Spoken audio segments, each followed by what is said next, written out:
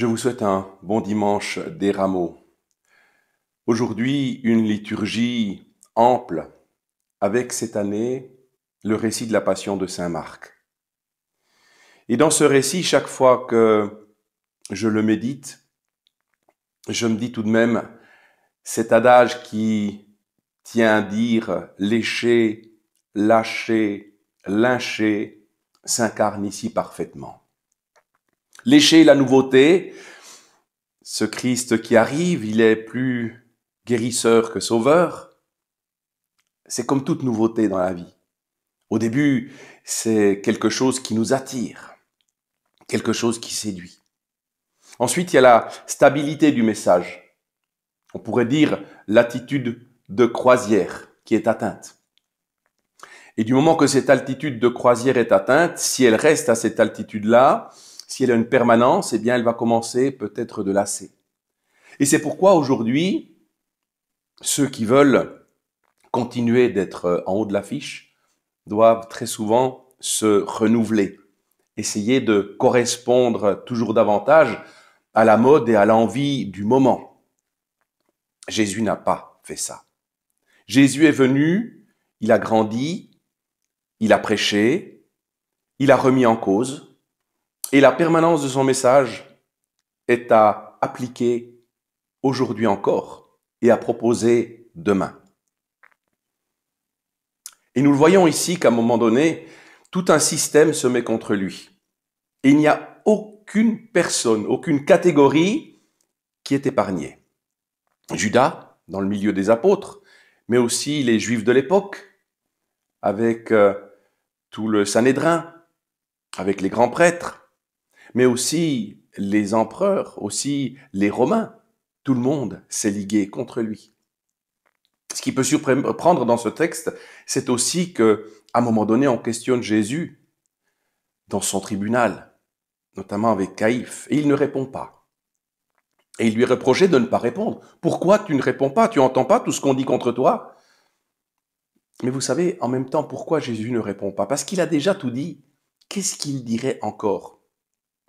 De toute façon, il lit dans le cœur de ses détracteurs. Il sait très bien qu'ils vont tout faire pour le mettre à mort. Quoi qu'ils disent, le choix est déjà fait, le jugement est déjà posé. À quoi ça sert de continuer de parler? Oui, c'est une attitude aujourd'hui qui nous questionne encore. Mais il y a une chose aujourd'hui que j'aimerais vraiment vous transmettre et sur laquelle il faut insister aujourd'hui encore. Et pour ce faire, je vous raconterai l'histoire, une anecdote de l'histoire écrite par Victor Hugo, Les Misérables. À un moment donné, Jean Valjean, qui est un des personnages principaux, sort de prison. Et à cette époque-là, ils avaient des espèces de sauf-conduits qui leur disaient qu'ils étaient libres, mais qui disaient bien que c'étaient des anciens repris de justice. Et en sortant de la prison, il va trouver refuge chez un évêque et il demande un abri pour la nuit. Cet évêque l'accueille, il le reçoit dignement et durant la nuit, Jean Valjean va prendre toute l'argenterie, donc il va voler l'évêque et partir par le jardin. Au petit matin, ce qui se passe, c'est que Jean Valjean se fait arrêter par les gendarmes et les gendarmes reviennent chez l'évêque en disant « Voilà, nous avons retrouvé celui qui sans doute vous a volé ». Le comportement de l'évêque est surprenant. Il va dire « Mais il ne m'a rien volé, c'est moi qui lui ai donné ça, pour qu'il se reconstruise après sa période de captivité. Et d'ailleurs, j'avais encore 2 grands chandeliers que je vous avais donnés et vous ne les avez pas pris, je vais les chercher. » À ce moment-là, les gendarmes disent « Mais alors il ne vous a rien volé ?» « Non, il n'a rien volé, c'est moi qui lui ai donné. » Et lorsque les gendarmes vont partir, l'évêque va s'adresser à Jean Valjean en lui disant « Tu ne m'as rien volé, c'est moi qui te donne ça. Mais j'aimerais qu'avec le fruit de la vente de tous ces objets, tu puisses te remettre sur le droit chemin. » Est-ce que ça n'est pas une extension de l'histoire du Christ On n'est pas en train de lui prendre sa vie, c'est lui qui la donne, sa vie.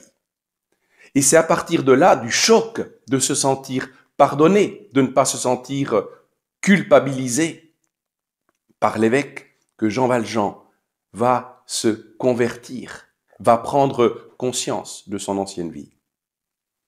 Alors nous aussi, depuis l'époque de la Passion, on aurait dû prendre conscience. Et d'ailleurs, les premiers qui ont pris conscience, c'était notamment ceux qui étaient au pied de la croix. Lorsqu'il a été jusqu'au bout, ils ont pris conscience que c'était véritablement le Fils de Dieu. Le centurion romain, oui, celui-ci était vraiment le Fils de Dieu, parce qu'il a donné sa vie jusqu'au bout. Il n'a pas reculé. Aujourd'hui, le message, je vous donne ma vie. Ce n'est pas vous qui la prenez. Aujourd'hui, que ce message puisse encore être diffusé largement, être entendu, médité. Ça n'est pas nous qui prenons, c'est lui qui donne. Mais en même temps, il est important aujourd'hui de nous dire qu'est-ce que nous faisons de ce don. Est-ce que nous en prenons conscience? Dans l'aspect de tout ce qu'il nous donne chaque jour, est-ce que nous prenons conscience que nous avons un rôle à jouer, que nous avons à continuer à prôner son idéal, à ce message? Je vous parlais de cet avion de croisière qui ne séduit plus, qui ne se renouvelle pas parce qu'il est pour toute éternité. Il est pour toute éternité, il ne va pas changer.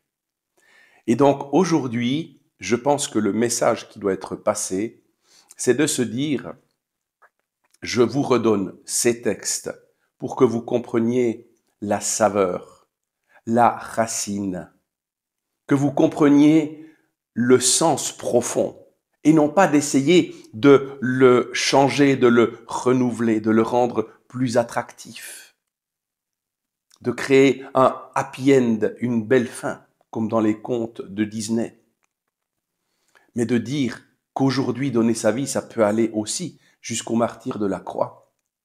Mais c'est le martyr de la croix, dans l'aspect de témoigner jusqu'au bout, qui va nous configurer au Christ, sans rechercher la douleur, sans rechercher la souffrance. Vous le voyez, elle vient bien souvent d'elle-même. Du moment qu'on a un esprit droit, du moment que l'on dit, que l'on prône la parole du Christ qui ne passe pas. Aujourd'hui encore, nous avons parfois tendance, comme catholiques, comme croyants, de vouloir tenter de surexpliquer, de trouver de nouveaux sens, de nouvelles finalités, de nouveaux chemins, pour essayer de rendre ce message plus accessible, plus séduisant, plus compréhensible. Aujourd'hui, le Christ nous dit, je te donne ma vie, tu ne me la prends pas. Alors confrontons-nous aux détracteurs de ce temps. Osons ouvrir notre cœur. Osons affirmer notre foi. Le grand danger, c'est que nous soyons rejetés pour cette foi, pour cette parole. Mais en même temps, vous savez, ce qui m'interpelle le plus aujourd'hui, ce n'est pas forcément la confrontation, voire l'affrontement des idées. Aujourd'hui, le plus grand danger, et d'ailleurs vous le ressentez peut-être lorsque vous avez des relations qui deviennent très tendues avec vos voisins, avec vos proches, ça n'est pas la confrontation ou l'affrontement qui peut faire du mal, qui fait le plus de mal. Parce que là, c'est qu'il y a encore une considération, même s'il y a de l'incompréhension, mais il y a de la relation. Ce qui fait le plus de mal, c'est quand il y a de la négation et qu'on ignore ce message, qu'on le rejette sans même en discuter. Aujourd'hui, j'ai l'impression que dans certaines sociétés, on rejette totalement le message du Christ, à une sphère privée, à une histoire ancienne. L'histoire de Jésus, l'histoire de sa passion s'incarne aujourd'hui encore dans le monde. Osons le professer. Je vous souhaite un lumineux début de Semaine Sainte. Que celui qui a des oreilles entende.